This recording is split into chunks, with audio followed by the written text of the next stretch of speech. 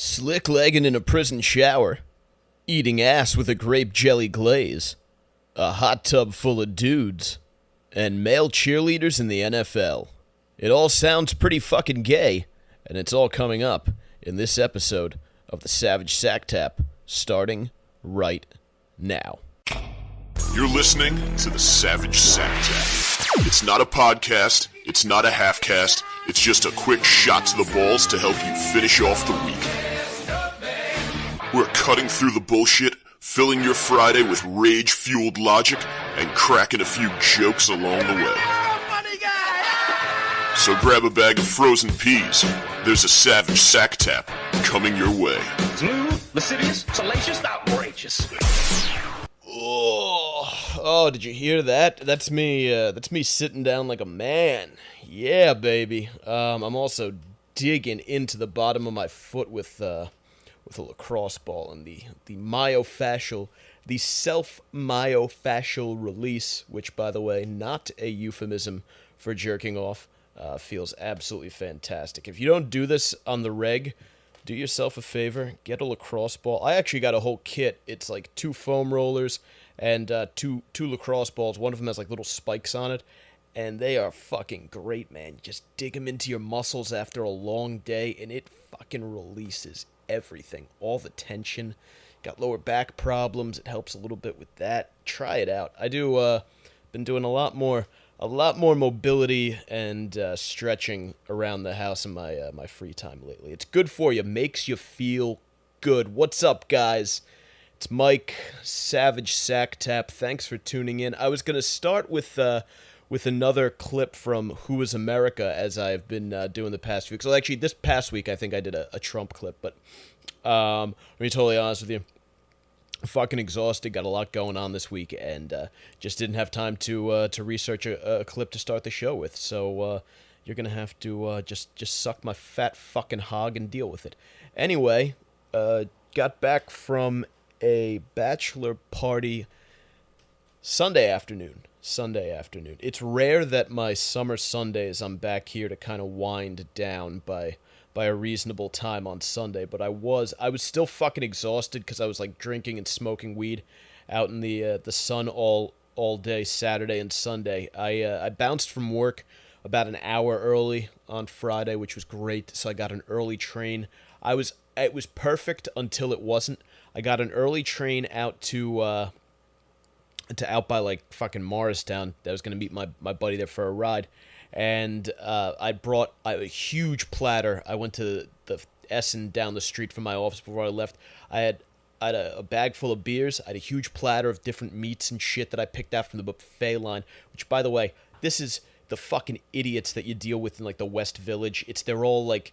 There aren't a lot of like manly guys there, you know. It's not a lot of people who look like they lift. It's mostly just chicks who work in some sort of. There's a lot of media down there, so some sort of like media realm, which means, you know, you get a lot of those like lefto fucking progressive New York loonies. They live out in Williamsburg on their parents' dime.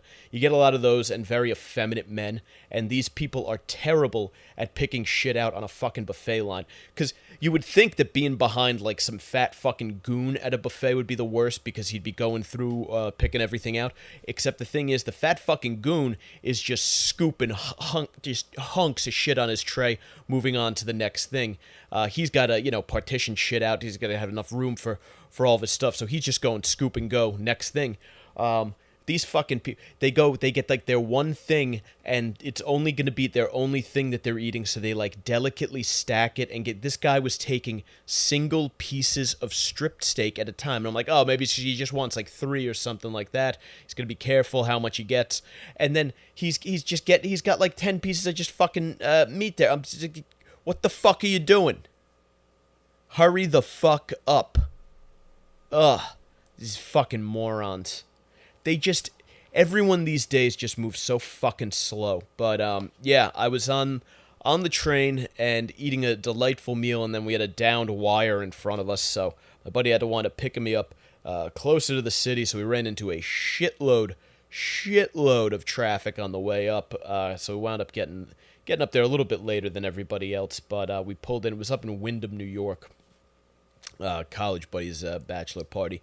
I feel like me and my I went with the bachelor's brother drove me. So the best man drove me up there, and like it was, Wyndham is it's like a big ski resort town, and in the summer I guess it's more of a kind of like the mountains and the lakes and all that shit that people do that kind of stuff out there.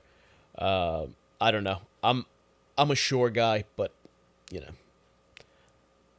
I feel like we definitely just because it was just two dudes going in to pick up booze for like a fucking cabin weekend. We definitely looked like a very, very awkward gay couple to these upstaters up there, and to compound the homoeroticism, when we showed up at the house, the entire bachelor party was hanging out in a fucking hot tub outside in the pouring rain. So things got off to a rather gay start.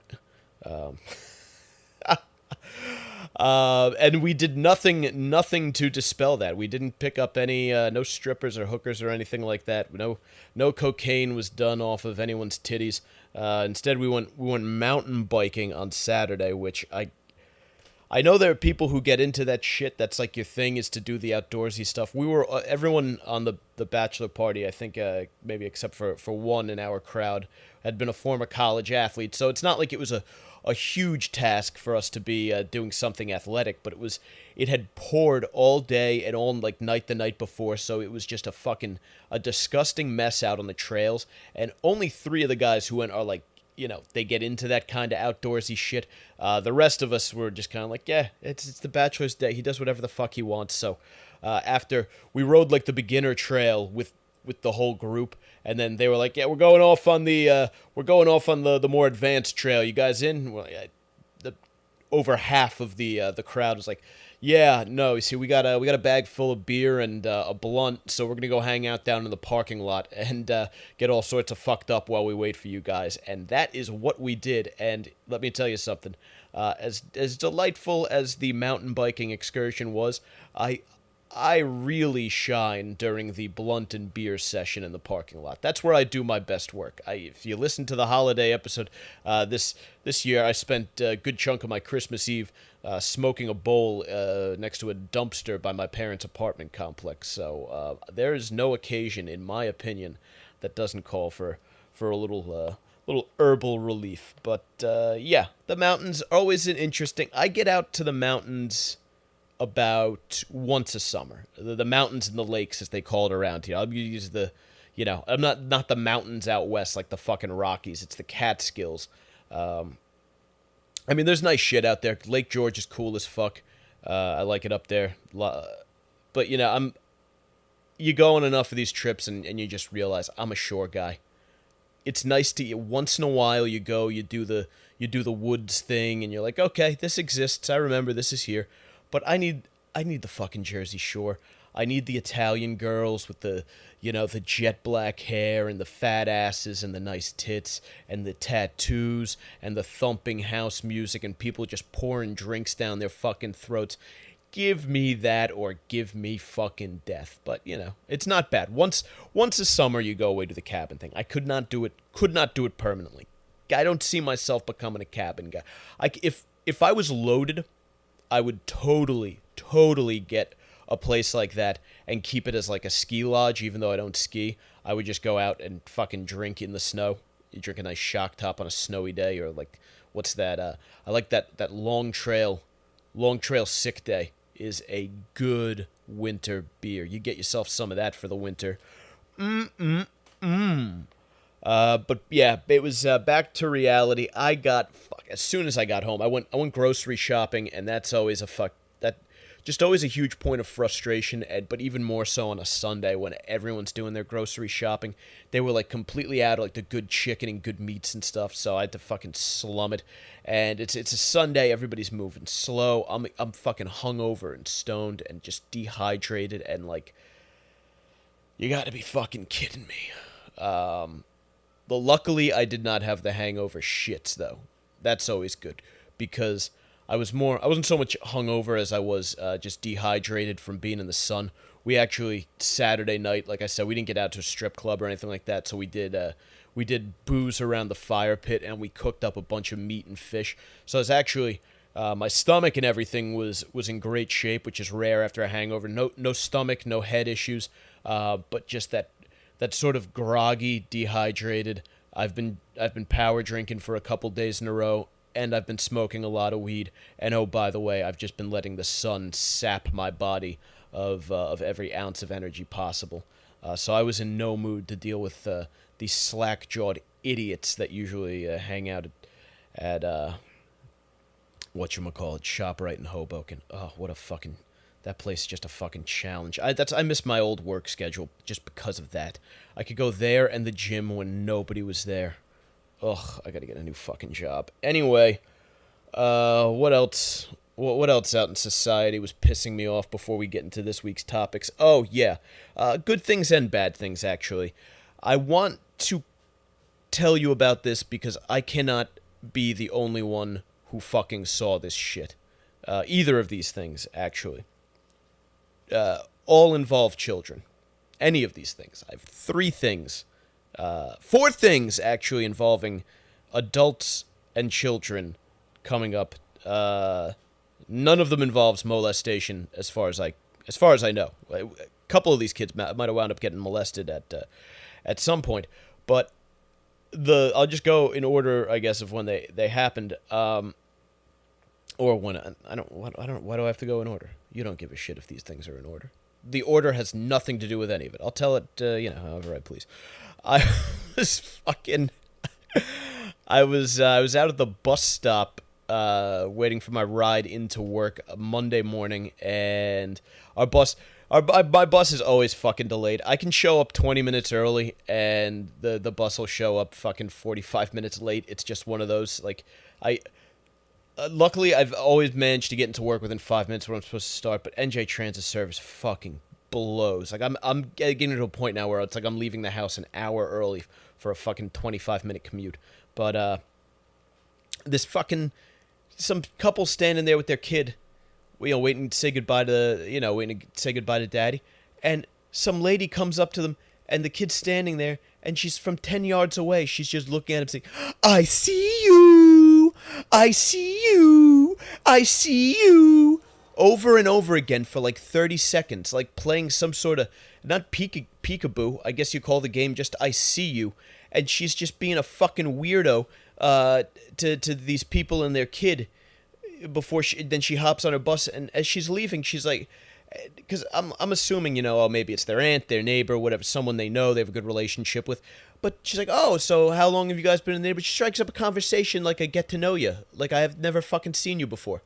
And you're standing there speaking like a fucking weirdo to their kid? Who the fuck does that? And how, as a parent, are you not like, hey, you fucking weirdo, get away from my child. I don't want this in my life. We didn't invite you into our lives to do this weirdo shit right now. Anyway, that was like number one. It was number one. We're not doing weirdo parents today. I'm sorry. We're only talking about the Yankees today. We're not doing weirdo parent stuff. I'm sorry, you called in? This guy waited on the line for 5 hours to talk about weirdo parents. How many times have I said we're not talking about weirdo parents today? Anyway, I do a horrible Francesa. My impersonations suck. But I think if you're going to do a bad impersonation, you should at least own the fact that it sucks. There are far too many people out there running around doing bad impersonations that think they're doing good impersonations. And if you can hear that in the background, that is in fact Mr. Softy, which is what your mom told me your dad was like in the sack, eh? Fucking cuck. She's looking for a bull to give it to her nice and hard while he jerks it in the corner. I don't know what that is. I'm going to bang your mom while your dad watches. If you're listening to this, take heed.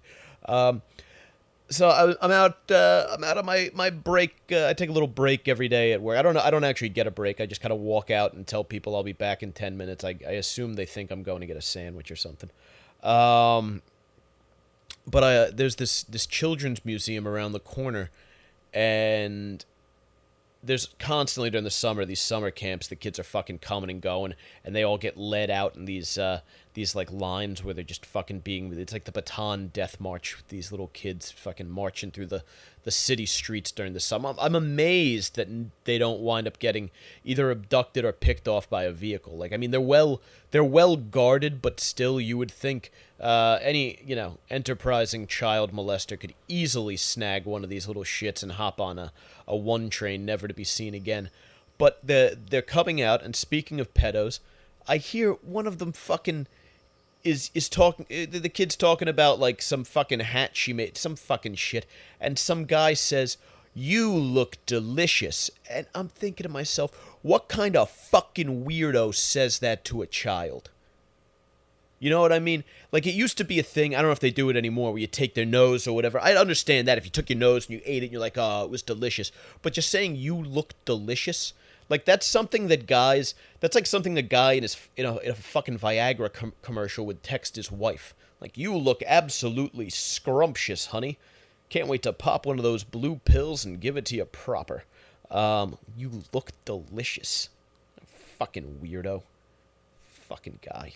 What an oddball. You gotta think that any grown man who takes that job is a fucking creep for one reason or another. Either he's trying to fuck the little kids or he's trying to fuck the chicks that work with them. Because I saw, and usually this was an absolute delight.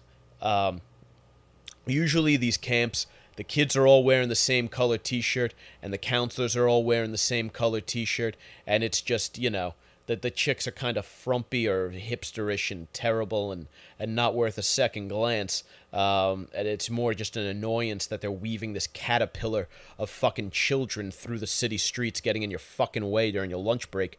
But this one I saw coming out today, holy fuck. It was... I only saw the first two at the head, but just these absolute smoke bombs in sundresses sashaying that ass at the front of the line. And then I'm going for my stroll, so, I go in a circle. I come across them on my way back, and I didn't realize it. Not only was there a fourth, there were two more at the back of the line. And then I was a little disappointed by this. I thought I was getting a fifth out of it. This just happened to be some hot chick coming out of the Hot 97 building. She was wearing, it wasn't even like a sundress. It was just like a mini fucking light dress with like a little lace design at the bottom. This must be my motherfucking lucky day. Just fucking, there is nothing better than just getting mid-shift, getting outside, some fresh air, collect your thoughts, stretch the legs, get the blood flowing a little bit, and staring at some primo ass. It is going to be, I mourn the end of every summer, but the end of this summer, for that reason, and that reason alone, is going to be absolutely miserable. And yeah, then the last incident involving children was actually, I was on the bus on the way home yesterday, and this happens all the time, and I don't do this to toot my own fucking horn that I do this shit, but I just feel it has to be pointed out because nobody ever fucking does this anymore, and I'm like the only one. A woman gets onto the bus she's carrying like her bags, like grocery bags, whatever, and she's got the fucking kid with the stroller and everything, and she's got to handle all this, and it's a crowded bus, and I'm sitting up by the front. So what's the obvious thing you do there? Give up your fucking seat, right? If you're an able-bodied man. I look around, and it's not even, part of me wants to say that it's just the society we live in and everyone's a piece of shit and they only care about themselves and that's it. But I don't even know that it's that anymore. I think everyone has become so aloof, just staring into their phones, their smartphones. They're caught up in the apps and what they're listening to. People are watching like full-length feature films on the bus ride home that no one even notices. That it's amazing that, because I read a book. So you read a book, you can still hear things, you know what's going on around you, you got that a little more situational awareness. I see this go on, I get up for, I looked around, no one was even lifting their fucking head up. So I used to think it was that people were just self-absorbed scumbags and that they didn't want to give up their seat up. I really think that people have become just so glued to these devices that it's slowing down everything. No one's processing the stimuli around them anymore.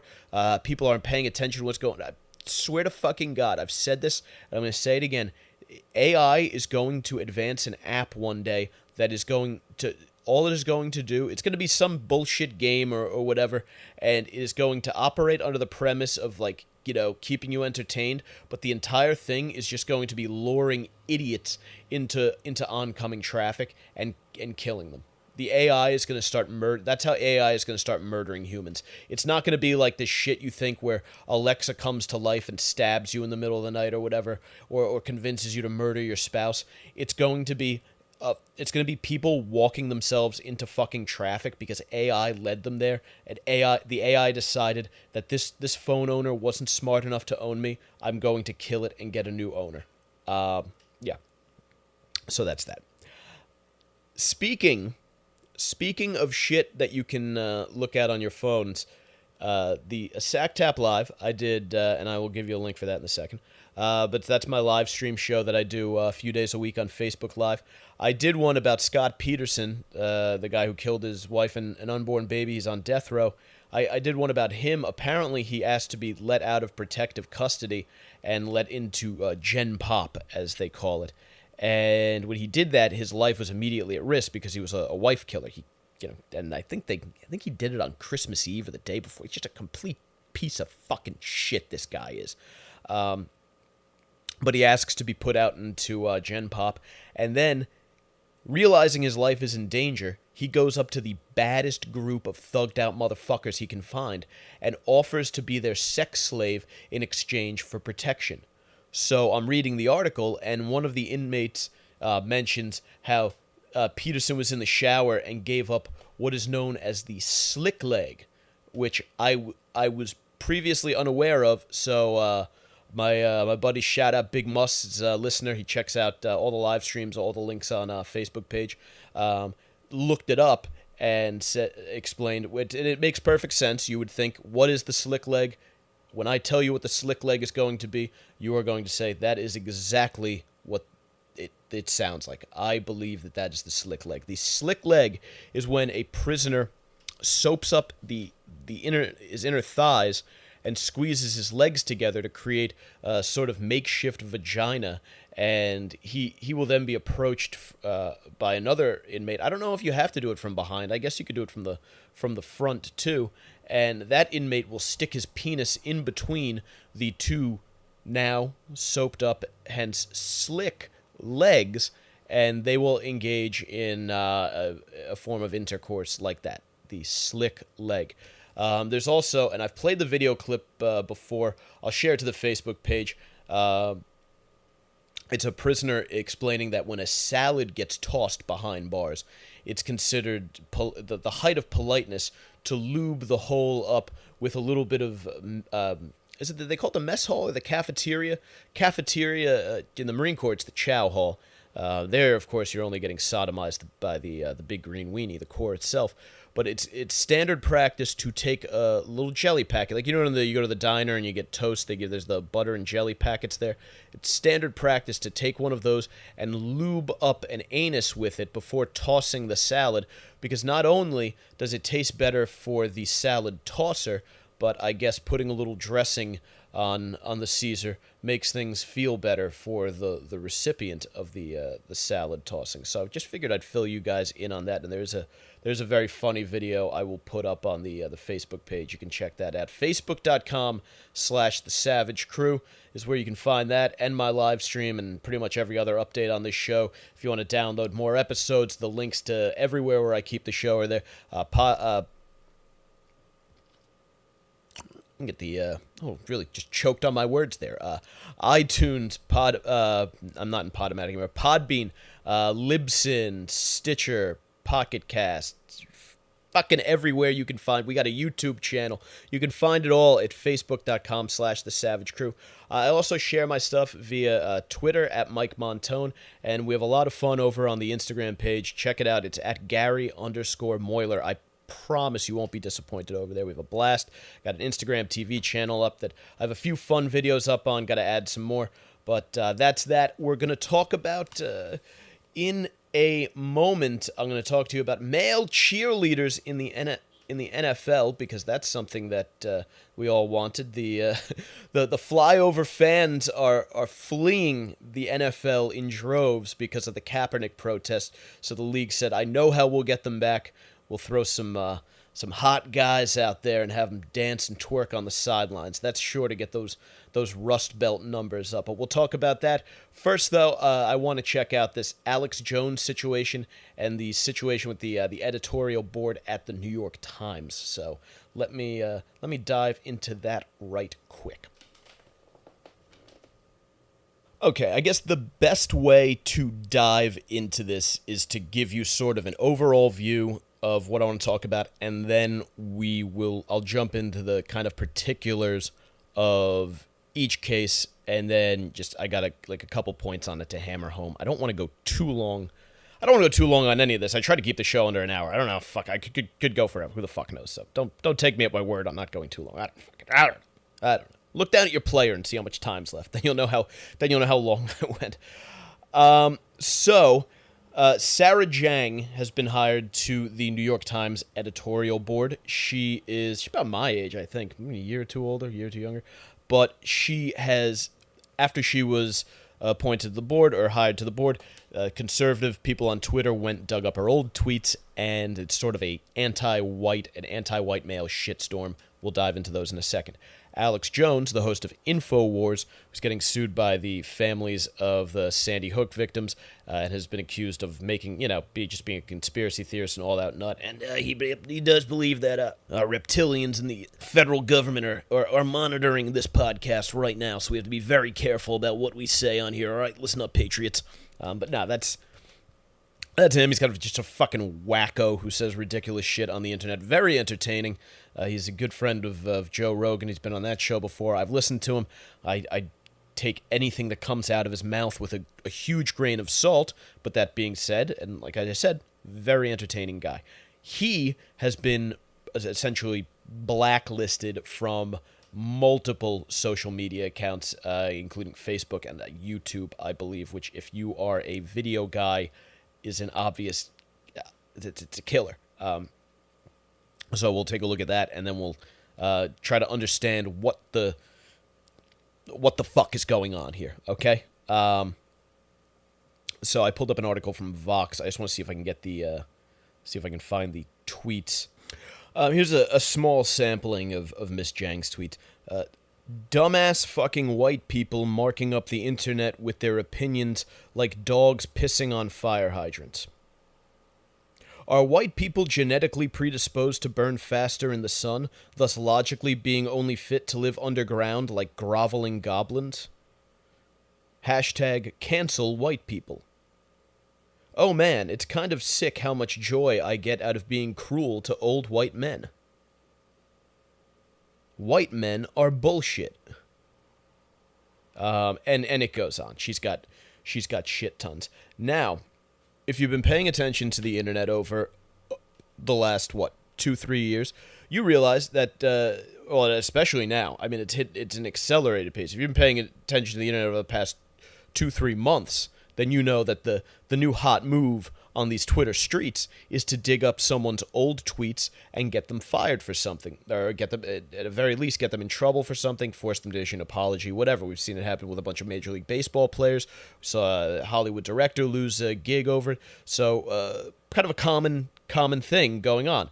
So conservatives have jumped into that game, and they pulled up these tweets from Sarah Joeng after it was announced that she'd been hired to be on the New York Times editorial board. But she has not been fired. The New York Times issued a statement standing by her. They said Joeng meant the tweets satirically and was a parody of the hate that she has received online as an Asian woman, and that they were standing by her because, yeah, of course, who is the victim of more online harassment than Asian women? They may be like the least visible minority group on the planet. They're the tiger moms. They just make sure you did your math homework. Pick you up at karate practice and then make sure you do your math homework. Make you a nice bowl of dim sum while you wait. Is that racist? I don't know. But Vox wants to tell you why Sarah Jiang's tweets aren't racist. She said their argument is that the criticism of Jiang's tweets is that if you subbed in any group other than white people for what Jiang wrote, then the tweets would obviously be offensive, right? If you said cancel black people, that wouldn't be okay at the New York Times, right? So the argument amongst conservatives have been that the only reason that Jiang is getting away with this is because whites have been the target of the tweets. And if it had been against anyone else, she would have been fired. But because the liberal view of racism is that you can't be racist against a group that's in power, and since whites apparently control the entire... Remember they used to say that about, like, Jews? They control... There's a worldwide global Jewish conspiracy. Now it's a global straight white male conspiracy. We need to figure out who is actually conspiring to run the planet, because right now, I think when you throw the Jews and the straight white males and the reptilians all into... We can't all be running things and pulling strings from behind the scenes. So we need to... I think the world needs to get its ducks in a row on that one. But since whites as a class have power, the argument goes here according to Vox, then minorities cannot harbor racist attitudes towards them. But Vox says that's not even the issue. The problem here is that you're taking Jiang's words literally, right? When she says cancel white people, she doesn't actually mean white people need to go away, or when she says that white men are bullshit, she doesn't mean that every white man on the planet is bullshit. She's just joking. Jokes. You can see the punchlines to all of them, right? What a load of shit. And the defense of this is that that's just the way people on the left talk, right? That's sort of social justice speak used to satirically and hyperbolically emphasize how white people continue to benefit from their skin color, and how we have this power structure in place to protect us. So let me get this straight. If I were to have a group of guys, say Cletus and Jimbo Bob and all my buddies down in I don't know, somewhere out in rural Tennessee, and maybe they get together and they start a country music band or something like that, and that country music band is going to play a venue, and someone digs up some old tweets from Cletus about black people, right? Probably because when you're young in the South, the odds are you make a lot of jokes about, I would assume, about black people, right? There's a long, very loaded history there, a lot of hot, tense opinions. You could see that happening. So maybe when Cletus was 22, 21, whatever, he tweeted some stuff. Now he's 31, and he's a big country music star now, and he's about to go on tour with his buddies, and they're gonna sing all about Busch Light and NASCAR and fucking girls in cowboy hats and cowboy boots and short skirts and all that shit that fucking country artists sing about. And all of a sudden, he's about to play a big venue, and someone pulls up all these tweets of him making off-color remarks about different minority groups. What do we think would happen? Would there be any grounds for him to say it was just a joke, let me go on about my life?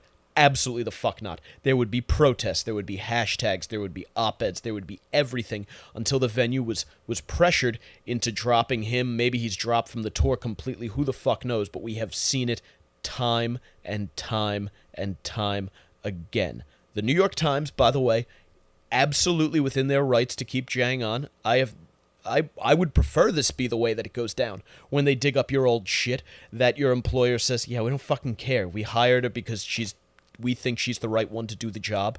If fuck you, you're not pressuring us into making a business decision, especially when you're not even our target audience, right? The New York Times, the people who are mad at the New York Times about this, probably not the people that the New York Times try to sell their newspaper to. The people who love these tweets are the people who the New York Times trying to sell their newspaper to. And that's what the New York Times is saying by coming out and doing this. And again, it's fine. That is totally fine. I'm cool with it. Keep her, let her have her job. If that's who they want, it's their paper. They can run it as they so choose.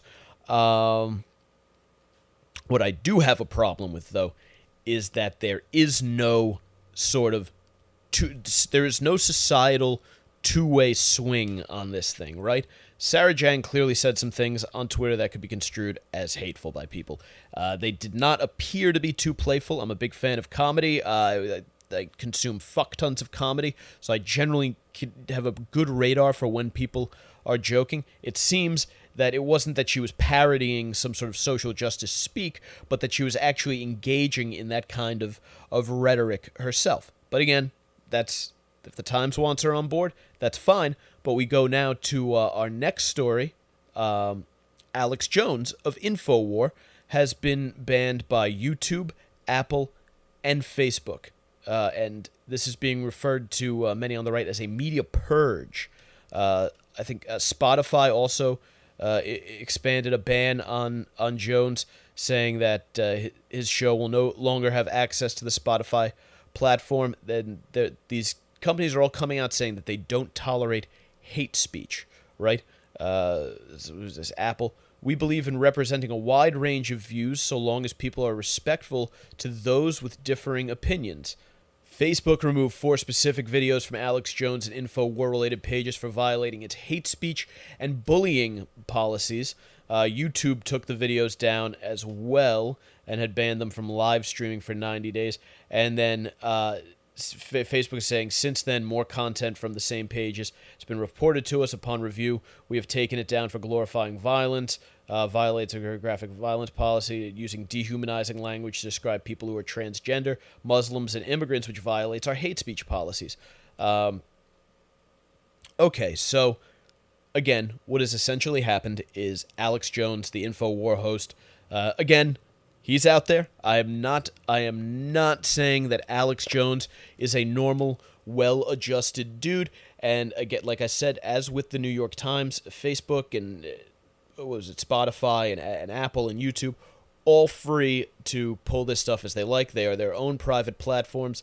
I'm a capitalist. I believe in the free market. I think if you run a business, you should be able to run it the way you want. Same way we shouldn't be able to compel a baker to make a fucking cake that says congratulations on your wedding, Roy and Todd. We shouldn't be able to force a streaming video service to provide service to someone that they would rather not provide service to. That being said, there is a clear double standard at play in terms of what is and isn't acceptable to say in the public sphere now. And what is happening is it is being dominated by one side, and that side is going... what it looks like is they're attempting to do is to put a monopoly on the conversation so that no one can speak unless they hold the right opinion. And that is fucking terrifying. You can think Alex Jones is a nut. I'm sorry. You can think his followers are fucking lunatics, and you could think that maybe one of the... I understand the theories. One of his deranged followers is going to go do something crazy. Well, look, I mean, when it comes to crazy shit, we had that guy who was a Bernie supporter go shoot up the congressional baseball game, and no one's beyond doing crazy shit.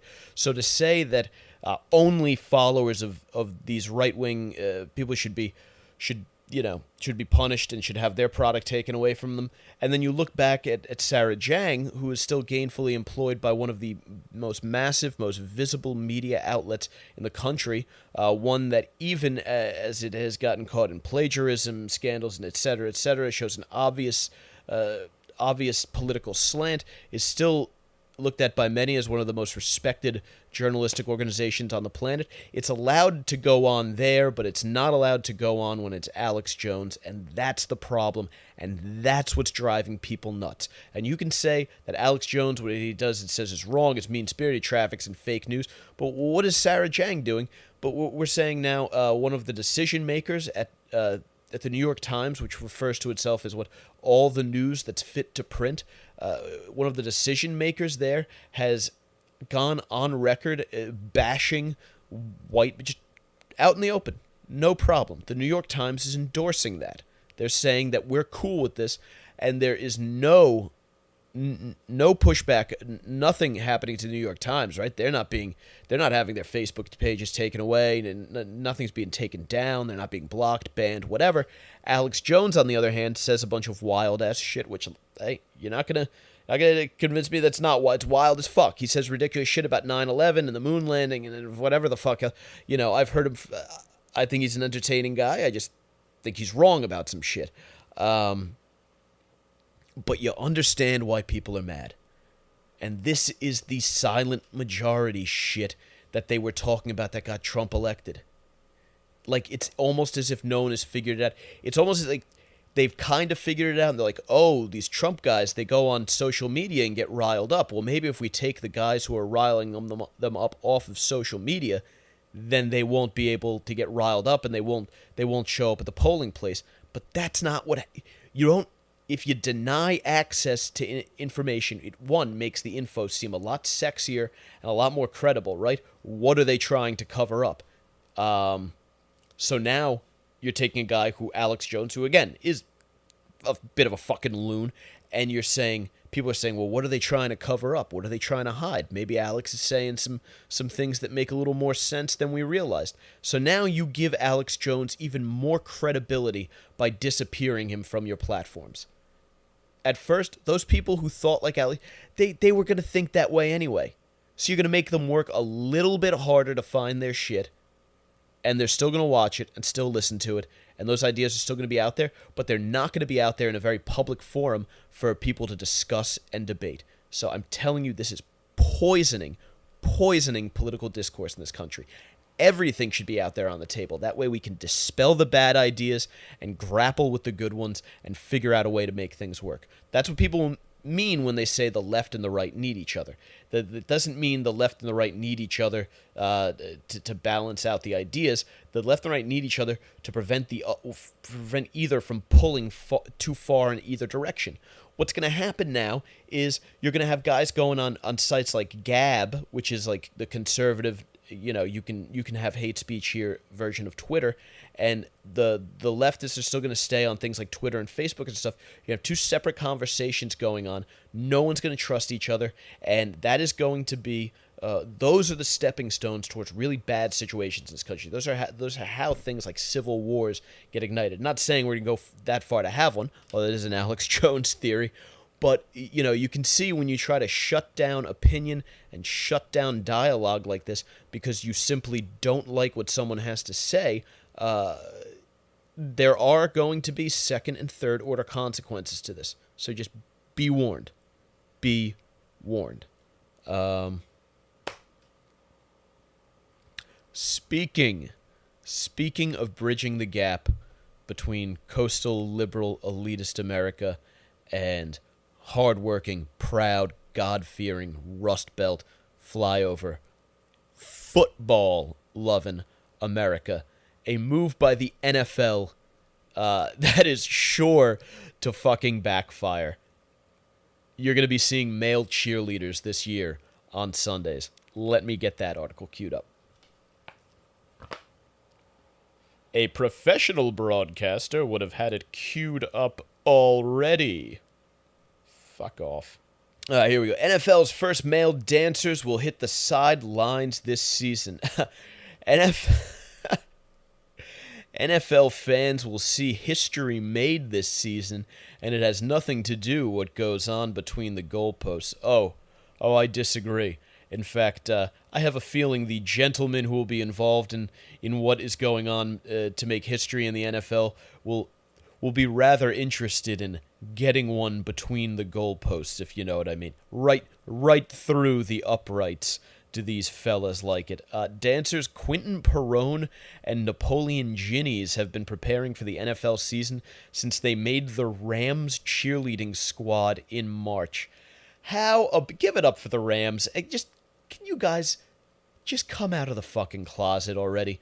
I mean, first you guys draft Michael Sam, and he makes out with his boyfriend on fucking draft day on national TV, and then you move out to the West Coast, presumably to be a bit closer to the 49ers up in the boys from the Bay up there, and now with the male cheerleaders, just do it. It's 2018. It's cool. Come out.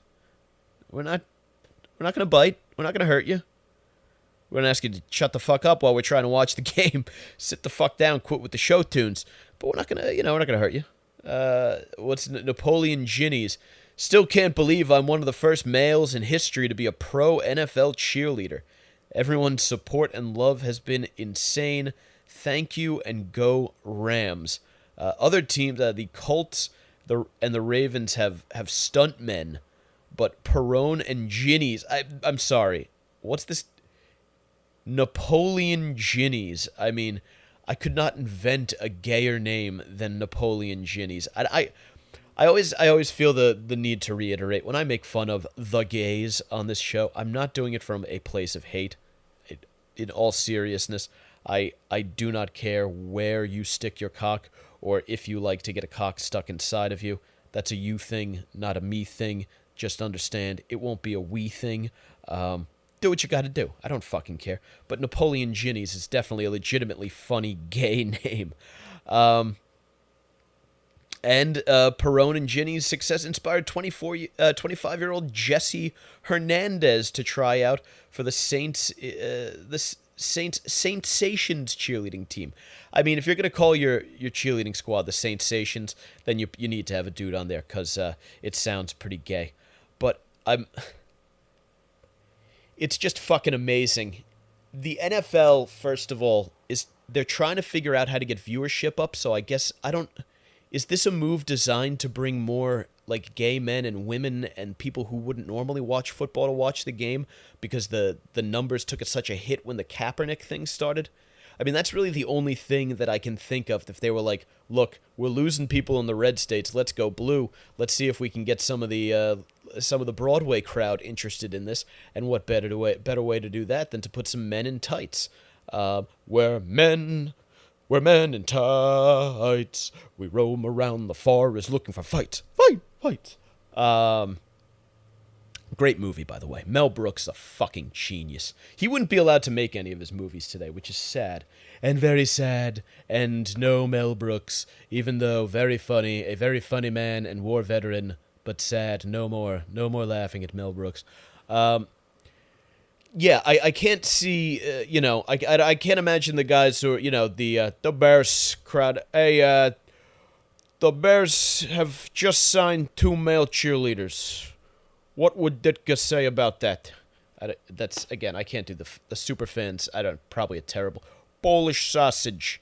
Rumor has it, hey, Bob, yeah, I gotta think that these guys, they're just hanging out around the Bears sideline because they want that Polish sausage. I heard Bears love Twinks, so maybe these Twinks thought that they could get some Polish sausage on the sideline at the Bears game. I don't know. I don't know if that's a good. That's like a very bad over the top Chicago accent. But no. Point being, this seems like a move by the NFL that just directly alienates its fan base. You know when they say speak to your base? If you have something and it's popular amongst a group of people, make the product to cater to them. And whenever we have these issues of diversity and stuff coming up, well, there's not enough of this and this, or not enough women, and it always kind of comes back to, well, that's a thing for people who are specifically interested in it, and this group of people is specifically interested in it, so that thing is made for those people. Well, football, particularly NFL football, is made for guys who grew up with football and love football. What those guys tend not to be really into is dudes in tights prancing and dancing on the fucking sideline. And other people are like, they wear tights to play the game too. Yeah, but they're moving 1,000,000 miles per hour and inflicting physical injury upon each other. So it's really kind of tough to get a good look at bulge and ass during the action on the gridiron. No, look, guys want to watch. The reason the NFL has cheerleaders in the first place is because initially this started out that it was all male squads, and what they would do is they would get people pumped up by like hurling insults, and it was like more of like a violent, they were like a squad of instigators. And then like it wasn't like a sexy thing. And then the Dallas Cowboys were like, hey, why don't we do this? what if we replace the dudes with hot chicks? Because who's watching these games but guys? And they're drinking beer and they're eating wings and they're watching violent shit go down. What would make that even better but some hot chicks? You know, you got these guys. Think about it. You got these guys out in Wisconsin where the women aren't particularly attractive and it's cold out and everybody's bundled up and they're drinking beer and watching football and the conditions are miserable. You're going to want a little something. Your wife is nagging you. She's probably 40 pounds overweight since she had the kids. You're up in, remember, it's Wisconsin, land of sausage, cheese, and beer. So it's gonna take a lot to keep the old lady trim after that pregnancy. Probably not happening. What do you want 17 Sundays a season when you do get to watch your Packers play? But in addition to the snacks and the beers and the forward passes and the Aaron Rodgers, you're going to want to see some titties. So that's what they do. The football team said, hey, let's wheel some titties out on Sunday, and so they did, and everyone was very happy. I feel like throwing the dudes back out there, and now they're not stuntmen like these other teams have, but they're just male dancers. I feel like that takes the game back a few steps, and not in the good way that I'd like to see it taken back a few steps. I'd like to see the NFL go back to its sort of incarnation of the early to mid 1990s. Not the play on the field, mind you. I do like how they have opened things up offensively, although I wouldn't mind some of the pass interference bullshit to go away, but that's for a different podcast. I would like the NFL of today to look like the NFL of the early 90s when the guys playing the game were complete scumbags, and so were the guys watching the game. And the game was violent and rough, and you expected that. And the dudes watching the game were all either degenerate gamblers, alcoholics, or guys who were kind of mentally reliving their old glory days from whenever they played high school or college ball. Right? That's who I want to watch a football game with. Okay, I don't need this. It's October, so everything has to be pink, even though we're not really donating shit to the breast cancer fund stuff that they do to try to kind of lure a female audience in. You know what I mean? I want the scumbag audience, and I want the guys on the field to be scumbags. I want it to be okay. I want Michael Irvin with the hookers and the blow and the sex toys in the hotel room, and I want it to all be okay. I want Charles Haley jerking off in Joe Montana's face. I want Irvin again. I'm bringing him up because he was so prolific both on and off the field. I want him, almost slitting someone's throat over a haircut. I want these things in the NFL. That's the NFL I miss. Let it be a gladiatorial fucking blood sport, because that is when the NFL is awesome. I mean, for fuck's sake, Ray Lewis, one of our most beloved commentators, was involved in a fucking homicide, and he just got inducted into the Hall. That is the NFL that I miss. So yeah, but CNN has got to be loving this, just watching football fans squirm, because no one loves to hate on the macho, toxic masculinity shit that they call it more than the CNNs and MSNBC and NBCs of the world. So congrats, guys. You've won this one. There will be male cheerleaders on the sideline on Sundays, but you know what? There will still be football being played on Sundays. Professional, violent, toxically masculine football, and I know how much that irks those motherfuckers. I know they're celebrating what is just a little chip off of this grand old game, but the game is still fucking there. Despite every op-ed, every article I see about how football needs to go away and how it's time to get rid of football because of head injuries or whatever the fuck they're saying, it's still fucking there. So suck my fucking dick. And that is not an offer to the male cheerleaders, by the way. Just the female air staff at CNN. Looks like it would be an absolute delight. Kidding! I am not a hashtag MeTooer. Unless they would like to consensually suck my dick, then they may, because that, what's her name, Brooke Baldwin?